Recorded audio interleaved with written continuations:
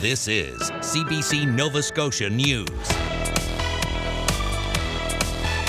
Tonight, transit troubles. Halifax takes steps to try to tackle the chronic problem of late and overcrowded buses. Up in the air, a new airline plans to start operating out of Sydney if it can get enough customers on board. And a changing of the guard. Truro gets ready to welcome the town's first female mayor. Increasing clouds tonight. A little on the cloudy side to start Tuesday, but mixing out to a mix of sun and cloud with a few isolated showers on the go. Your full forecast is coming up.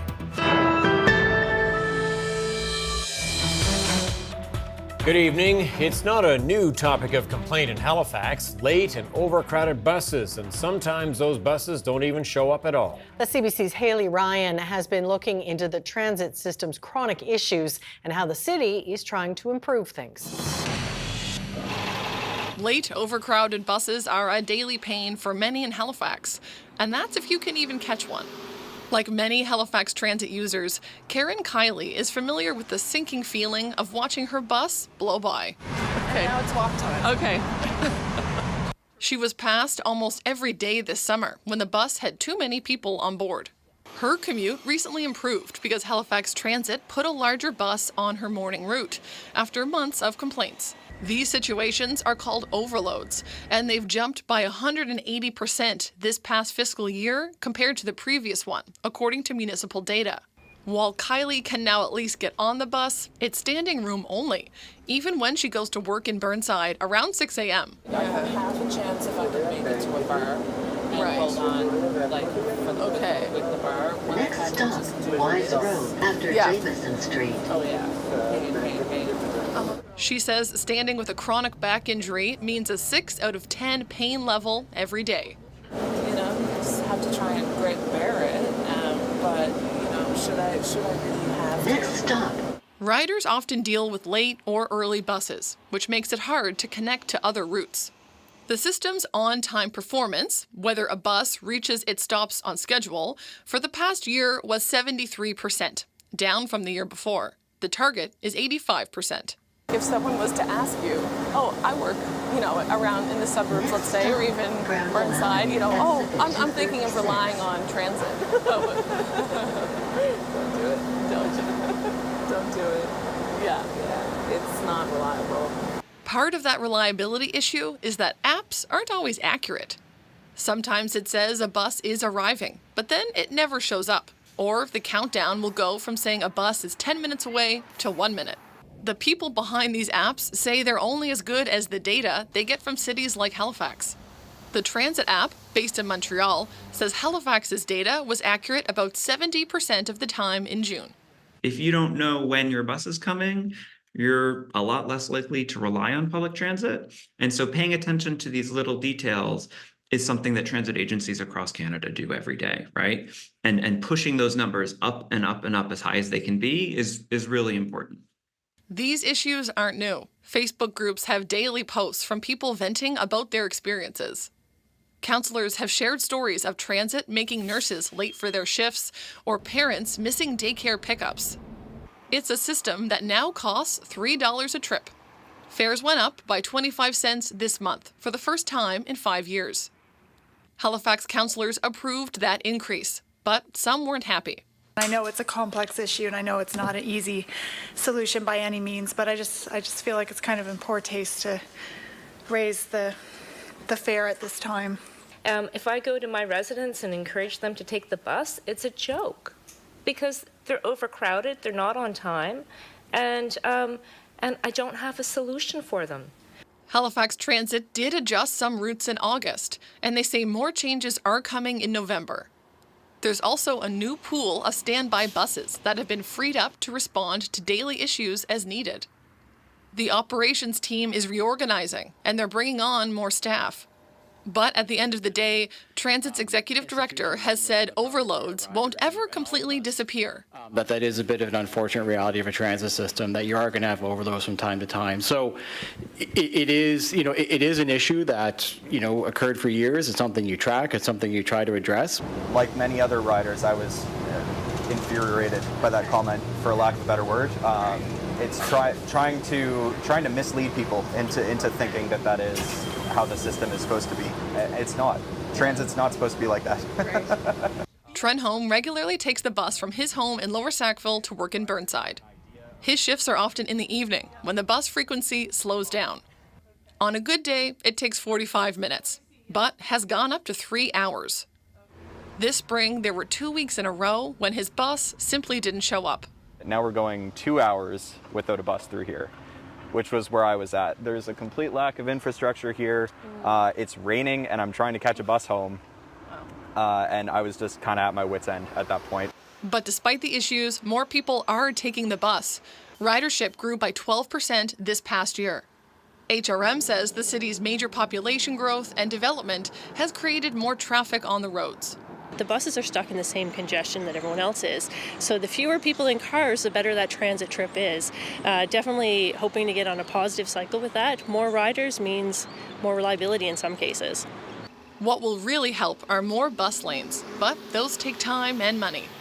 The city often holds up its proposed rapid transit system as the long-term solution. It would see a network of 4 main lines that run buses every 10 minutes. But the city needs federal and provincial funding to make that happen, which hasn't been announced. The only concern we have is the timeline and where it would be a huge game changer for Halifax today. We don't want to be sitting here at 2035 thinking to ourselves, this is a great system, but it's a system we needed a decade ago, not what we need today. Money has been committed for a ferry from Bedford to downtown Halifax, but that will take at least 4 years to start. Overall, Wetmore says Halifax gets a C on his report card. Not failing, but lots of work ahead.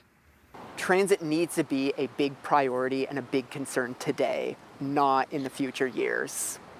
For people taking the bus or thinking about ditching their cars, major improvements can't come soon enough. Haley Ryan, CBC News, Halifax.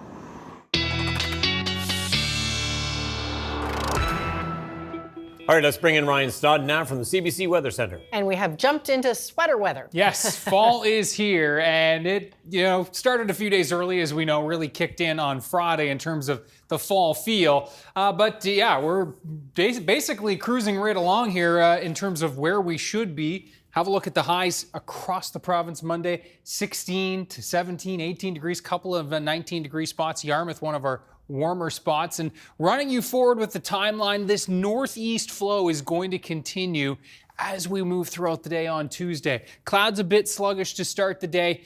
Likely will remain a little on the capped side. That cloud cover will for Cape Breton and the eastern parts of the mainland, and there's a very isolated chance of a shower here. Across the west, we'll likely mix out to a mix of sun and cloud into the afternoon. With that northeast flow, looks like temperatures are once again going to be in the 17 to 20 range across the province. So yeah, pretty much batting average for this time of year. Now into Wednesday, we will cloud up a little bit more, but still a quiet day overall. And then we've got some wet weather, much needed wet weather moving in late Thursday into Friday. We'll break that down with your full 7-day forecast coming up in a few minutes. Tom and Amy. It has been dry, that's for sure. We need it. Thanks, Ryan. Thanks, Ryan. Well, the RCMP is investigating a fatal crash that happened on Highway 101 near the exit in Colebrook early yesterday afternoon. A car traveling west veered off the road. The driver had only minor injuries, but a passenger was ejected from the vehicle and was taken to hospital where she later died. A crash in Glace Bay on Saturday night sent 2 pedestrians to hospital, and one of them has since died. Cape Breton Regional Police say around 8 o'clock, a man and a woman were struck by a driver of a pickup truck. The woman was airlifted to hospital and died the next day. Police say the crash is still under investigation. Still in Cape Breton, ticket sales for a new flight between Sydney and Halifax have not yet taken off. Pascan Aviation runs the flights, but it needs dozens of passengers on each plane to make the service profitable. As Kyle Moore reports, so far they've not been able to break into the double digits. Currently, Air Canada is the only option for travellers flying out of Sydney, but that will change in October when Pascan Aviation takes to the skies and offers service to Halifax. Not everyone, though, seems to be on board with the new route just yet. On average, we're seeing about anywhere between 6 to 8 passengers per flight. So where we need to be is around 20, 21, 22 passengers per flight, to make this work out. Initially, round-trip flights between Sydney and Halifax cost around $500, but the price has dropped to just over $300 in an effort to attract more sales. What we did, we came up with an introductory price. We usually do that when we'll start out a new destination, see how the market is going to, take the prices that are there. Julian Roberts says 40% of pricing comes from government agencies and airport fees. The company plans to hire up to 20 employees in Sydney, including pilots, flight attendants, and maintenance engineers, and will use two 33-seat twin-prop planes. We exceeded our passenger count for 2023 earlier this summer, so we're on track for a recovery from the pre-pandemic passenger throughput here, so we're pretty excited. Sydney Airport CEO Miles Tuttle says it's important the public support the new route. Community support of any current routes will dictate the success of future business and future interest from other airlines in our airport. So we have discussions every day with other airlines, and they're watching the success of PASCAN closely.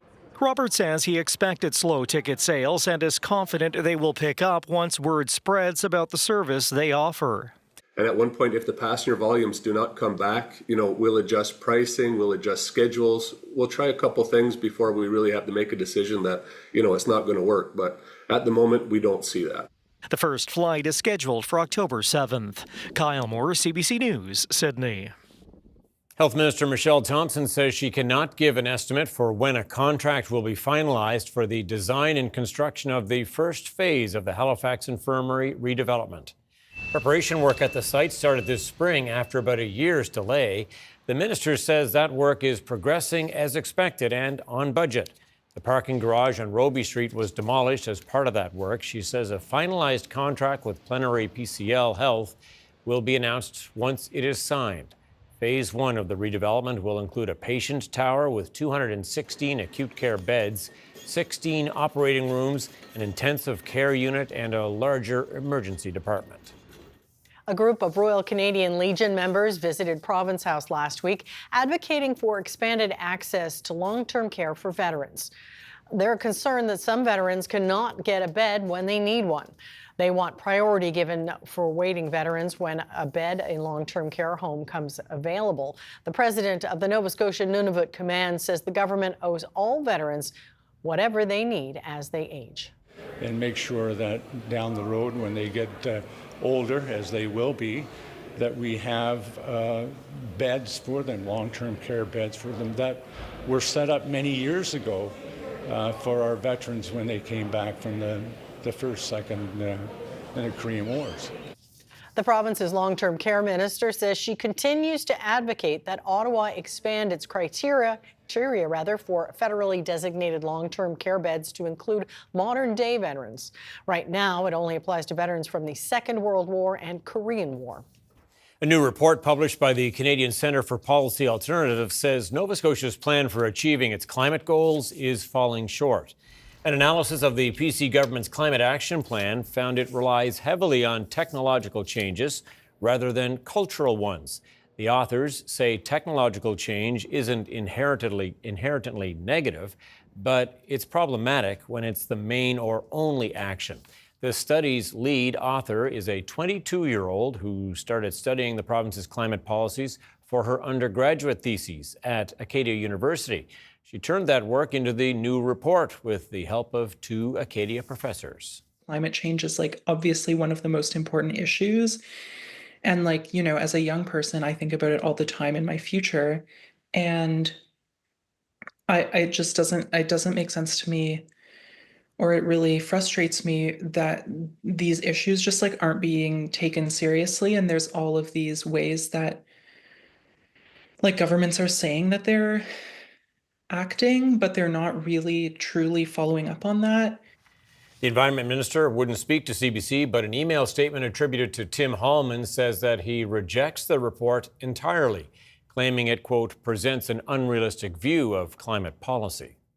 Municipal elections are taking place in Nova Scotia next month, but one name you won't see on a ballot is Bill Mills. The longtime Truro mayor is stepping away from politics, and it's opened the door for the town's first female mayor. The CBC's Paul Palmeter has more. It's been 27 years since Bill Mills was first elected as the mayor of Truro. He'll turn 68 later this week, and Mills says it's time to step down to spend more time with his family and look after his health. I had a heart attack about a year and a half ago. Minor one, but nevertheless a little bit of a surprise. And I guess since I've stopped, considering running, my blood pressure has gone down significantly. In the 4 decades that he's served as Truro's mayor, Mills has seen some big changes in Nova Scotia's biggest town. He helped steer the building of a new state-of-the-art hospital and the building of a long overdue arena, which has brought several international events to the town known as the Hub. As he leaves office, Mills is well aware his replacement will be facing some big challenges. We have not much land left for development. Most of our industrial park land is pretty well swallowed up, and land for housing of any sort, single or double dwelling or apartment buildings, is at a premium. So there's only one way to go, and that's up. And that has been quite a contentious issue in our town.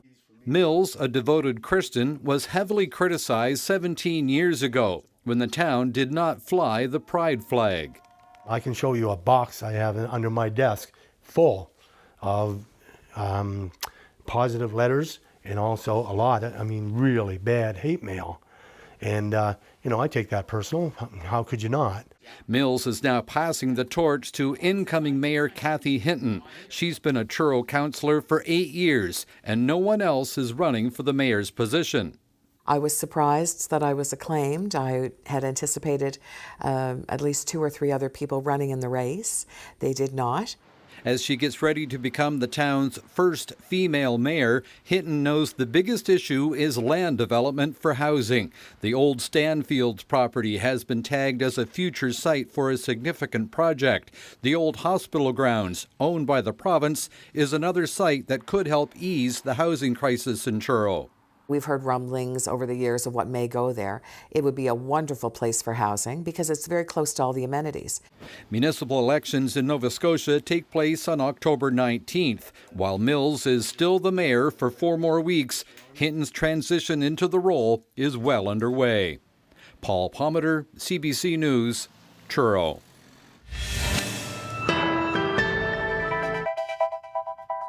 Isn't that a lovely sight? Lovely evening for a sail, isn't it? It's a big boat, too. All right, Ryan will be up next with his weather forecast. We will see you in just a few minutes.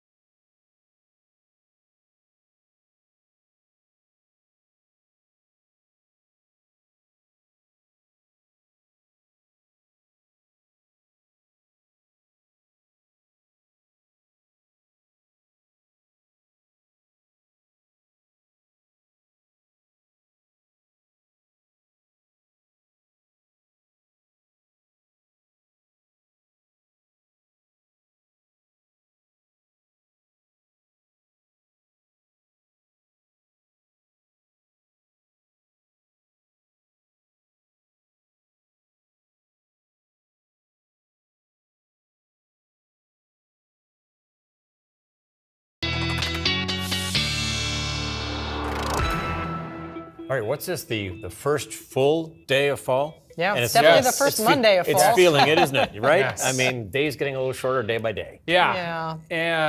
Daylight. That's days the hard same part. length. But. And over to you now, Ryan. Yeah, that's right. It's a nice setup, isn't it? Yeah, for sure. Listen, this is my favorite time of year, for sure. Oh, mine too. I love it. It's but there are some things. There's a price to pay for There's a it. price to pay. That's exactly the way to say it, Amy. Thank you. As we look at this webcam video, it's a live shot of Lower Truro, and you can't help but notice how close that sun is to the horizon. Yeah. So it's definitely creeping in that direction. And again, we're not too far away, and maybe 5 weeks-ish from daylight saving. Right. Hey, Yeah. that's true. But we still have 5 weeks. That is true. Positive Glass thinking. half full, Amy. I'm trying. For sure. So listen, it's a beautiful evening, 16 degrees in Truro, and it's 14 in Sydney. We got temperatures right around 16 degrees in Halifax, 17 in Greenwood right now. The northeast winds, they've been a factor really for the last few days. They're going to continue to be a factor over the next few days as this blocking high continues to be the name of the game. It's a set up shop over Newfoundland and Labrador. This frontal boundary trying to work its way in really won't be able to, as this high is just going to break things down again. We're not able to get much moisture from that at all. It's going to be this low here that finally will work its way in and bring us that beneficial rain for late Thursday, more so into the early stages of Friday. Phoenix at 40, but most of the U.S. has cooled down a lot since last week. Temperatures in the 20s in through Alberta, 15 in Vancouver. Tonight, temperatures are going to be in the high single digits for most of us, but low-lying areas will drop into the 4-degree range, give or take a degree. So if you were inland and in a low-lying area, there is certainly the risk for frost tonight. So just keep that in mind if you're still nursing those tomato plants. Note the clouds will build in a little bit overnight. It'll be mainly cloudy, but we'll see some sunny breaks tomorrow. And then as we move into the afternoon, this is where, again, the model picking this up pretty nicely. Just a little bit of moisture creeping in that northeast flow into the afternoon. Cape Breton, eastern half of the mainland, that's where we're going to run our greatest risk. That risk does extend down towards the Halifax area, it appears, for tomorrow evening. But the skies will be a little cloudier here, but I do think we'll see some sun breaks tomorrow in the east, including Cape Breton. Temperatures ranging from 17 to 20 with that northeast flow. Inverness down through Port Hood. That's going to be our hot spot tomorrow in Cape Breton. As we work our way into the mainland, temperatures, again, high teens, some low 20s, and then brighter skies the further west we go. This is where we'll maybe even mix out to mostly sunny skies at times tomorrow afternoon with a light northeast flow. Wednesday, generally a mix of sun and cloud, but don't be surprised if the cloud cover does dominate for good chunks of Wednesday. As you can see here with this setup, there's just so much moisture coming in that northeast flow. The sun's going to try on Wednesday, but it will probably get drowned out by the clouds as we move our way into the afternoon, especially. Really clouding up for Thursday, and then this system is again going to try and work its way in. That high still having an influence on the region on Thursday. This system is going to try and work in, so still some uncertainty as to how much rain we will see Thursday night into Friday. Hopefully we'll get some greater detail on that over the next 24 to 48 hours, certainly by 48 hours. But count on some wet weather Thursday night into Friday, clearing throughout the day on Saturday. Saturday afternoon looking pretty fine. Sunday looking like the pick of the weekend, and a nice weekend shaping up indeed for the first full weekend of fall. That's a tongue twister. Be careful with that one, Tom and Amy. Did a good job. Yeah, you did. Never too early to think about the fall weekend as well. Okay, Definitely. Ryan, thanks so much. Thanks, Thank Ryan. you. Well, a unique archive of hundreds of tapes, CDs, and posters is on display at Mount St. Vincent University in Halifax. The East of East Atlantic Hip Hop Archive runs until November 23rd, and the CBC dropped by over the weekend to learn more. The thing about Atlantic Canadian hip hop is that there's an awful lot of it, but it's still something that's not really celebrated as much as it could be. Eventually, I found myself doing academic work in hip hop, and I decided, since no one had really done anything related to the local hip hop community, that was an opportunity to preserve some of that history for folks who didn't know about it and should know about it. Currently in the archive, there's something around 2,300 recordings. There's something around 400 posters, I've ended up with biographical information, a lot of notes, little scraps of paper and things, but it's a lot. Of course, we had MCJ and Cool G, we had Buck 65, but people don't seem to look past Toronto, and I feel like something like this, an exhibit like this would be great to show people that Canada has more hip-hop history than just Toronto. I wrote my first song when I was in high school, and it was about my experiences in high school. And later I got connected with James McQuaid of MCJ and Cool G, and he helped me produce some of my songs along with Lindell Smith, who's a counselor now for the Halifax city. I'm glad to be here. I'm glad to see all the stuff being archived, seeing it all being showcased, because there's a lot of great talent here that's never gotten enough shine over the years. My interest in hip-hop was really sparked by finding a bunch of hip-hop tapes when I was a kid. So I think the first tape that I bought is one that's sitting here in this case. It was in 1994, which is a lot of years ago now. And I've been gathering them up ever since. From the earliest days when people were still doing it in the park at places like the Uptown Festival, to when MCJ and Cool G get signed, and then we start building our own hip-hop community, starts to really come together with doing live shows and making records and that sort of thing. Well, man, when I was coming up, a lot of other new cats were coming out. You had Cunny Ross coming out, Al Dross, who runs Family Over Fame. You had Realize. So many creative MCs just coming out, putting out all kinds of music. Some of the Mi'kmaqi voices, some of the Acadian and Shiak artists who've been working around here, and certainly some of the African Nova Scotian artists. So I would encourage anybody, think about the kind of material culture of hip-hop that you may have, or other kinds of material culture, and if it's something rare and ephemeral, that could be worth seeking out someone like me who's trying to preserve a record of these things. Really, the ultimate thing is that a lot of the stuff was independently produced. And so it comes out in short runs. It doesn't tend to live very long unless somebody makes a concerted effort to preserve it and ensure that there's a record of this stuff going forward. That's really what I'm trying to do, is make sure that this stuff that people poured their hearts and souls into lives on, at least somewhere, so that people can know and find out about it.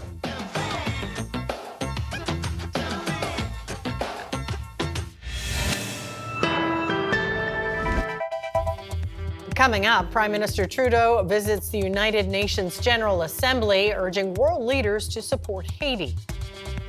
And we wrap up the recent sitting at the provincial legislature in the latest edition of Sound Off.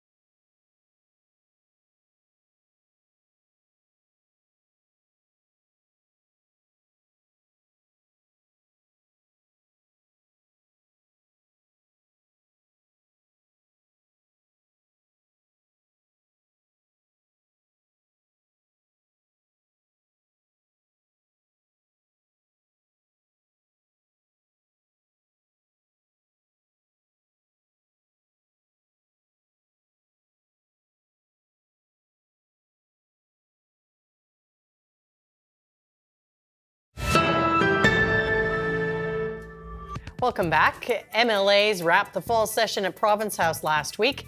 7 bills in total were passed during the 10-day session. But as Jean Laroche and Michael Gorman tell us, the session also provided a potential preview of how the next provincial election could look.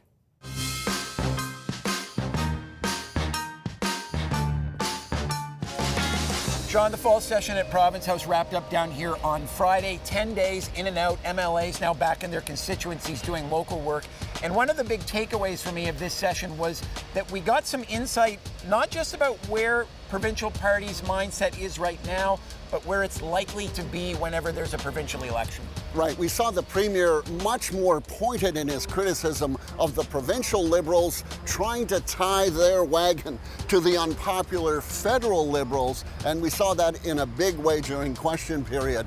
Why is the member's party, the Nova Scotia Liberal Party, simply just following the lead of the federal Liberals? He's letting the Trudeau government set the policies of his caucus. On the other side of that, we see both the Liberals and the NDP concentrating their attack on the government's record. Now, none of this is probably a surprise because we're seeing a variation of this play out across the country in provinces governed by conservative governments. There's an unpopular federal Liberal government, as you say, and so it's good politics to attack that government and get people angry about federal issues like the carbon tax, who's going to pay for the Chignecto Isthmus, whether or not the province has the capacity to accept asylum seekers, and distract from potential shortcomings. And key shortcomings that the opposition has highlighted is ongoing challenges in the healthcare system. The government has refused to release the need a family doctor wait list for more than 3 months now, and the ongoing housing crisis that is really causing problems throughout the province. Right, the government's sticking to its line that the solution to the housing crisis is more housing, and of course both the NDP and the Liberals saying, yeah, but people need help now, not 3 or 4 years from now when all these apartments under construction actually become rentals. And so now that the session has wrapped, focus turns to election speculation. There's a fixed election date which Tim Houston brought in, which would have Nova Scotians going to the polls next July 15th.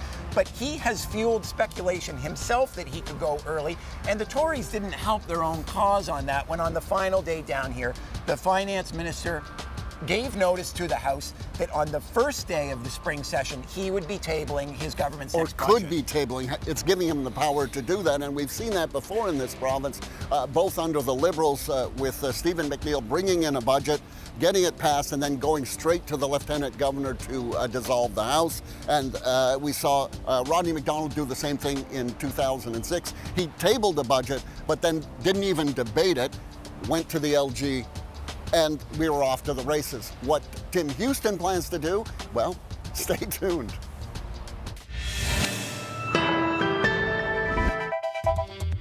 Coming up, nearly 3 long years in Chinese custody, and Michael Kovrig tells CBC News about his detention and the efforts to win his freedom.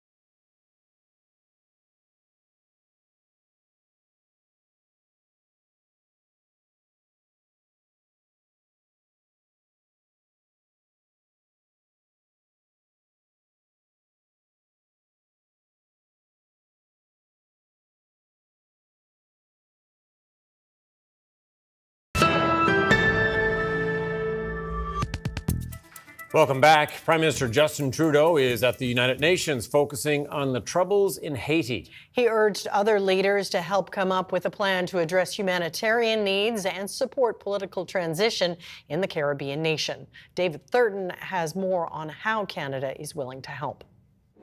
At the United Nations, Justin Trudeau met with Haiti's new acting prime minister. It's a real pleasure to sit down with Prime Minister Cooney to talk about the challenges in Haiti. Haiti is still in the grips of a humanitarian and security crisis.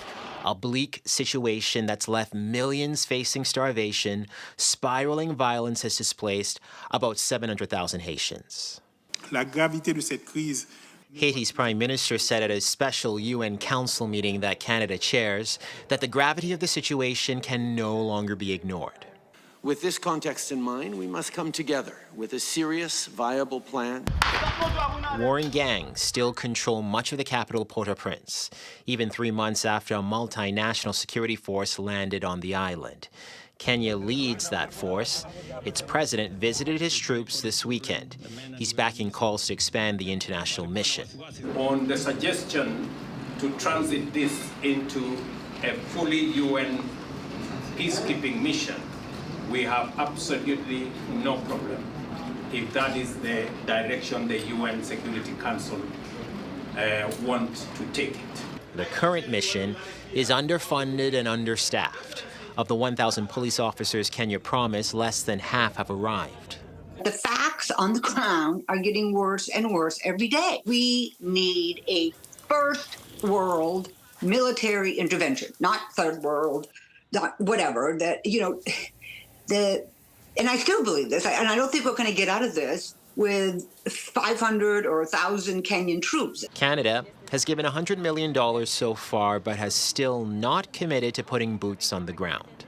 So we're just willing to write checks and not go boots on the ground. Is that still the position of the government? Our position has always been to fund. Canada, though, supports turning the international mission into a UN peacekeeping force. But it appears that's only as long as other countries provide the soldiers. David Thurton, CBC News, Ottawa. Fears continue to grow that an all-out war will soon break out between Israel and Hezbollah. Lebanese officials say Israeli strikes since Monday have killed as many as 490 people and injured over 1,600 others. They've also sent tens of thousands fleeing northwards in search of safety. Chris Brown has the latest.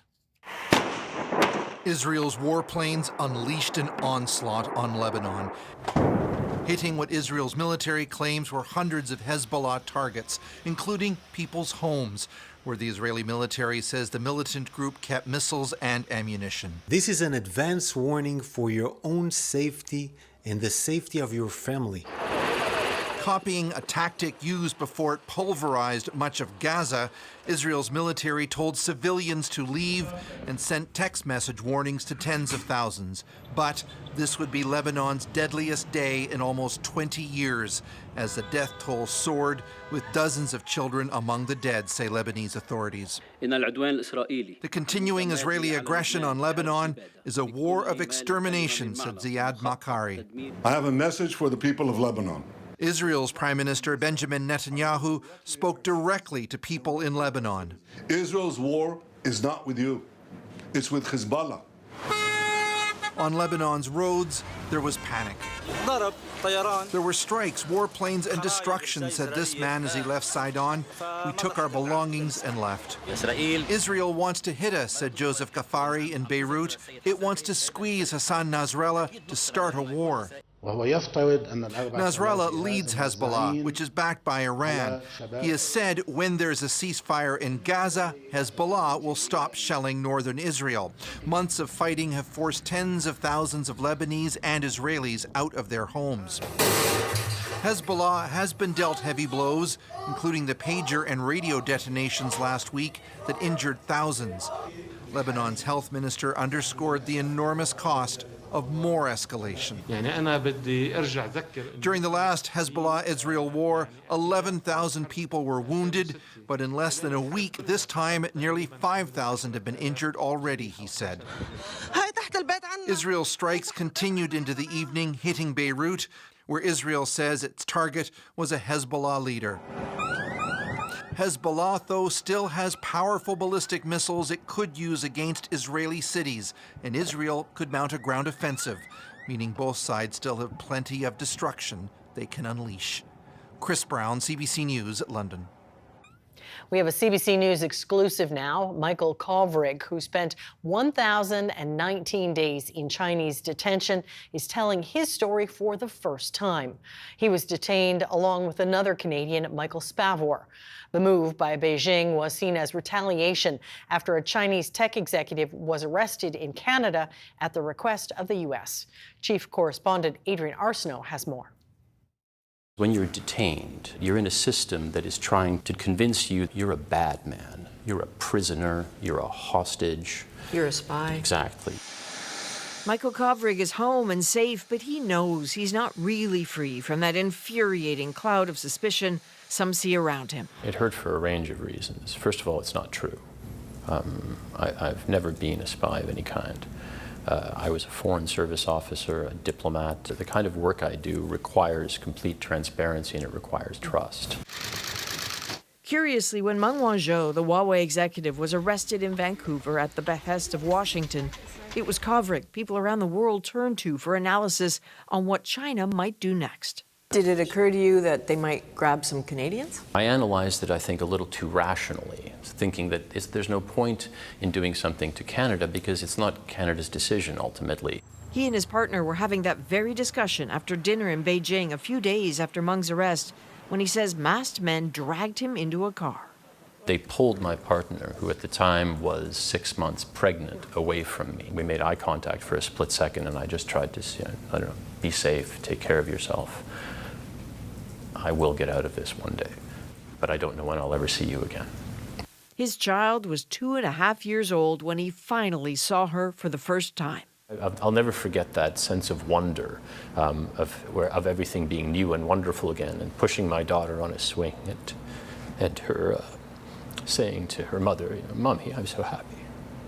He too is finding happiness and freedom again, which gives him the space to consider a hard question.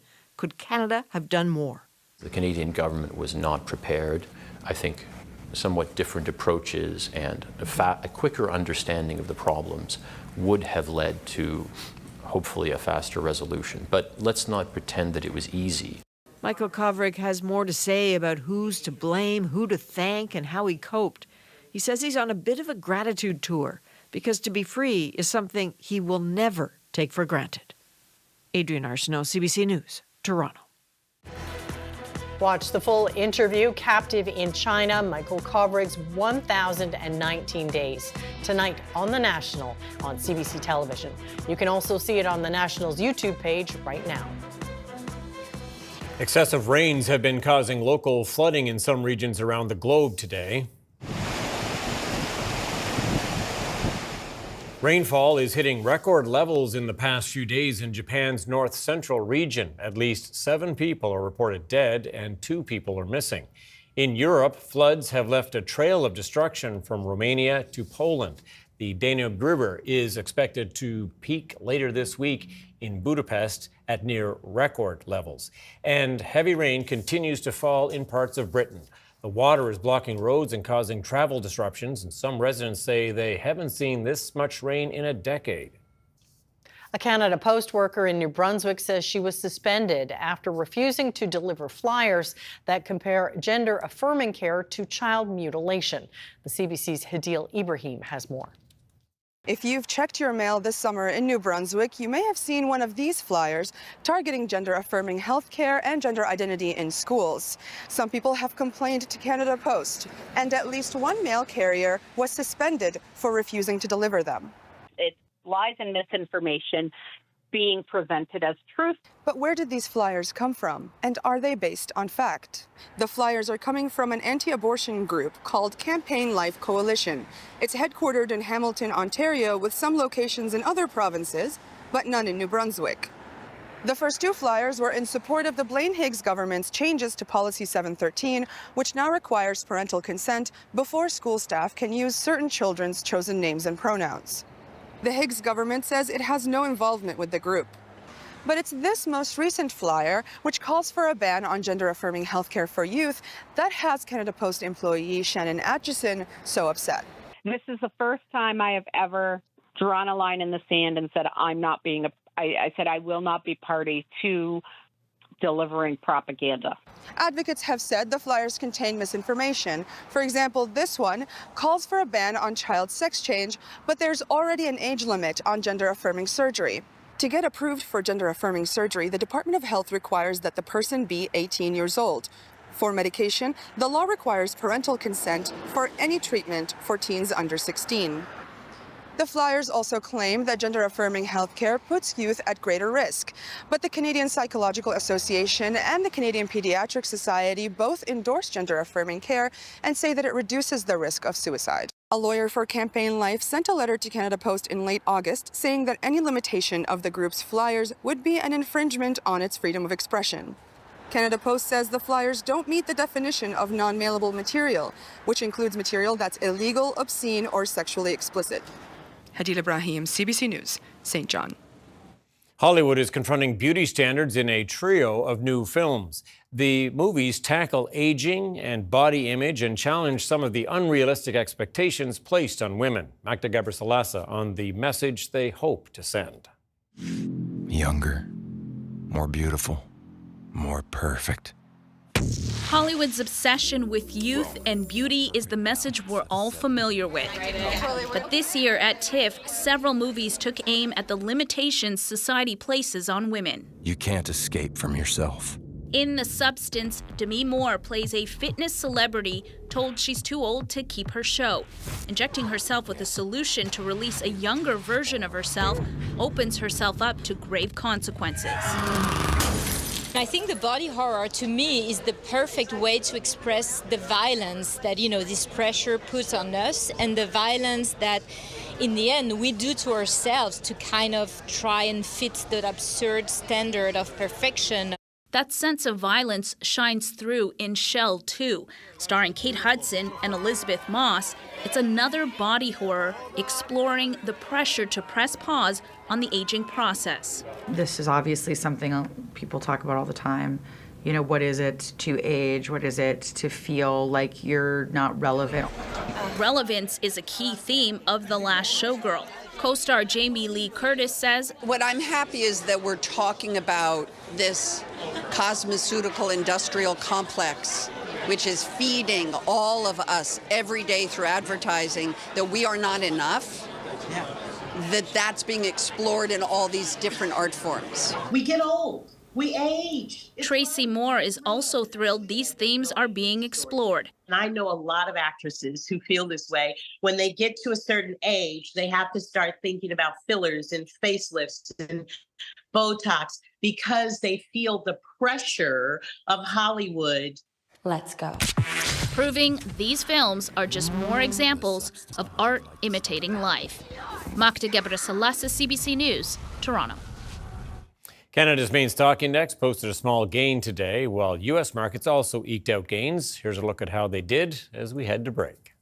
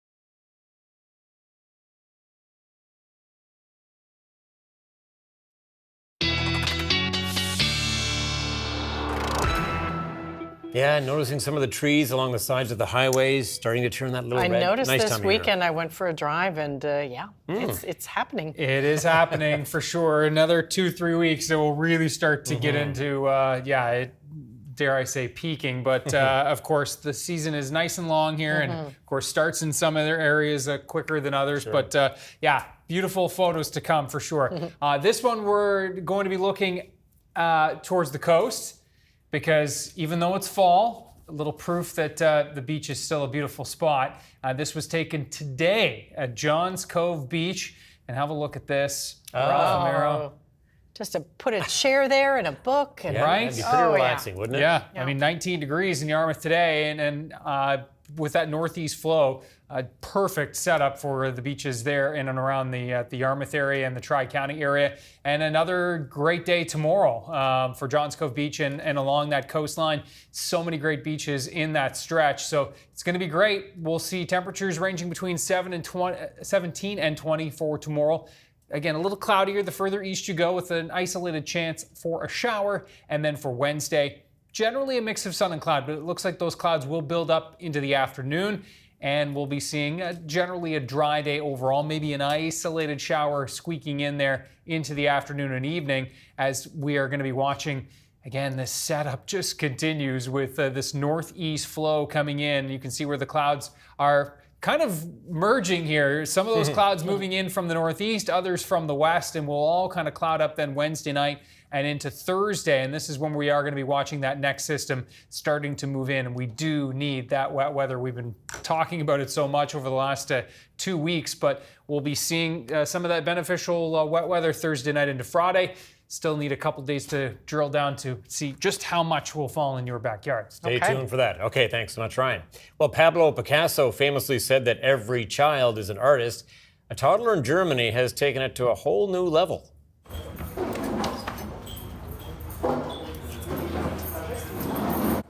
This is 3-year-old Laurent Schwartz, and this week he is holding his first private viewing in his hometown in South Germany.